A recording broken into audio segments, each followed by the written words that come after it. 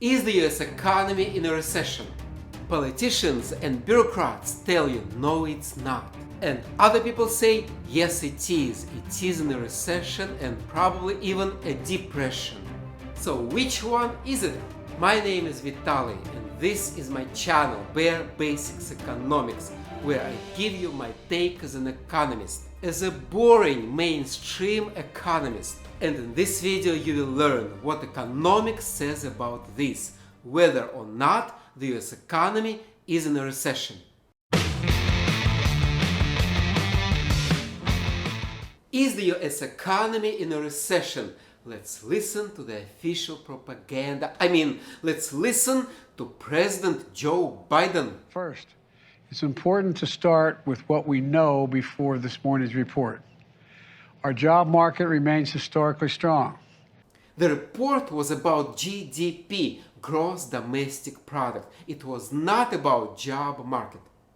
Our economy created more than 9 million jobs since I came to office. Irrelevant.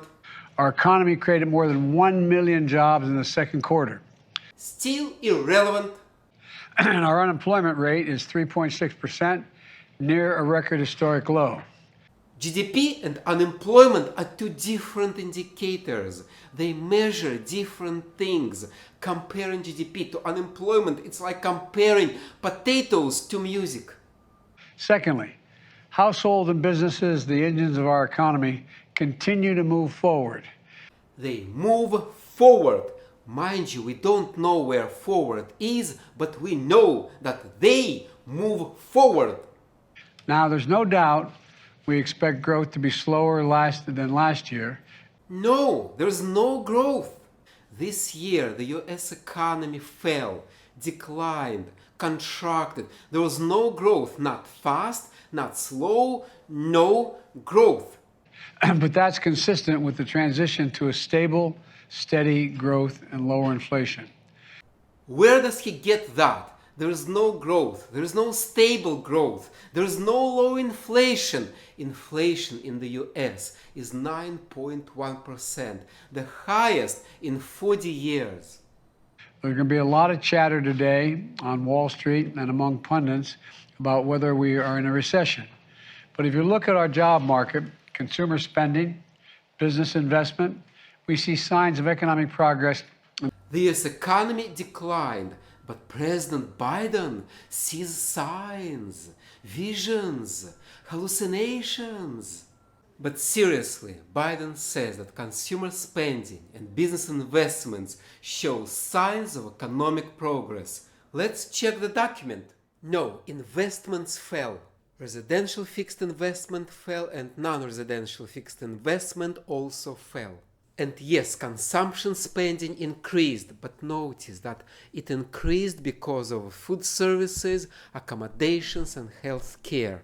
While spending on food and beverages fell, Americans buy less food, probably because of high inflation, high prices for food and drinks. Hardly a sign of economic progress.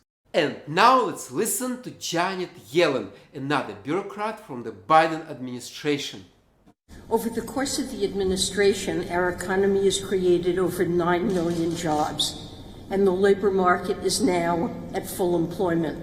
Here is a life lesson for you. If you have nothing to say, repeat one idea over and over again. The economy created 9 million jobs. The economy created 9 million jobs. The economy created 9 million jobs. The economy created 9 million jobs. The economy created 9 million jobs. If you repeat the same idea over and over and over again, it will sound like you have something to say, even if you don't. Fixed investment has recovered to pre-pandemic trend. No, according to the official report, fixed investment fell.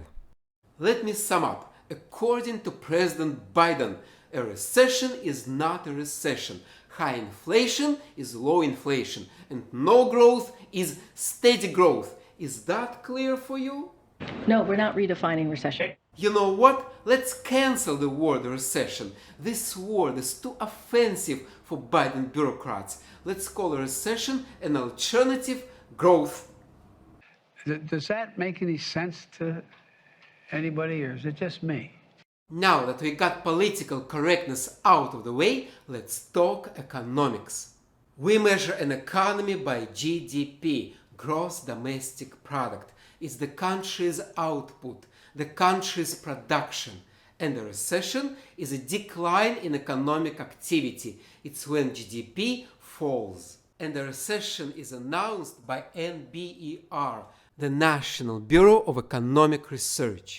And this bureau consists of 8 university professors. Those 8 university professors get together. And they get together when they have free time and when they feel like it. And they look at data. They look at data, discuss, think about it, discuss again, take a nap, take a vacation, play golf, and after a few months they may or may not announce a recession. And there is politics. Now, I am not saying that those 8 university professors, mostly from California and Massachusetts, are all Democrats, that they all voted for Biden and they want to please Biden. I am not saying that because that would be offensive to the bureaucrats. So I am not saying that. No. But what I am saying is these people announced the recession of 2008 1 year later. 7 billion people on this planet saw the recession, knew that there was a recession, but those 8 university professors didn't see it. So because those 8 university professors take forever to announce a recession, people, normal people, use a simple definition. If an economy contracts for 2 consecutive quarters, that's a recession. And the US economy fits this definition. You can wait for the official announcement of a recession, but it will probably happen 1 year from today.